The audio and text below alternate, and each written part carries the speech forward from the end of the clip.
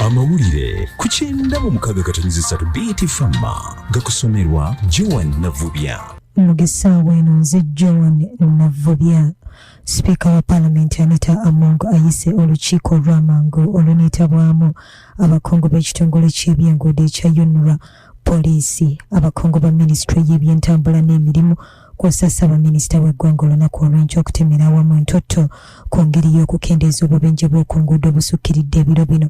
Olukiiko luno luyitiddwa mu kaseera nga ne mu kiro ekikeesezza leero basi ya Link yatomedde tulere eyabadde esimbiddwa ku kkubo ku mwasanjala w'oluguudo lwa Kampala okudde Fort akabenje akatugiddewo deriva wa basi n'okuleka abasaabaze bangi ku bisago.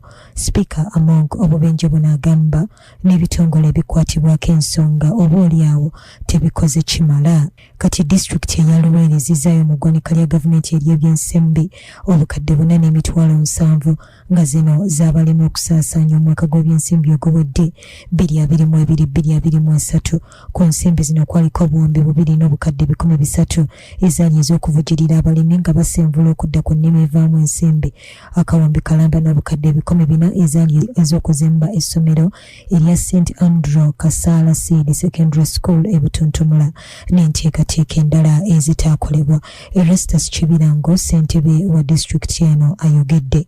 Kati njagala okutegeeza bannayuganda nti Asaala contractor siffe tumulonda nga disitulikiti yalondebwa kuva mu central government. Tetumulinaako nnyo buyinza nti nno omuleeso otya naye ndowooza tujja ku dipooti ze tunaakola zinaabaleetera babasazeemu nga naye n'omulala w'ennaalongo ffe twamulonda naye nga bwe ŋŋambye baatukkiriza leeti we baakola designs ennyumba mugenda kuzimba mutya byonna byalwawo nnyo era gavumenti yeesinza okutuviirako obuzibu naddala Ministry of Finance sente eziweereza leeti olumu ate bwe ziweereza zibeerako guidelines ezitajja. Omukago ogutaba ebibiina ebirwanyisa obukenuzi mu ggwanga ogwa Anti-Corruption Coalition Uganda gusabye gavumenti eyanguyirize mu kuyisa amateeka naddala eriwa obukuumi abantu abalonkooma abakungu ababa benyigidde mu bulyake mu kaweefube w'okulwanyisa obukenuzi mu ggwanga. Fiona Namutebi yalondodde ensonga eno.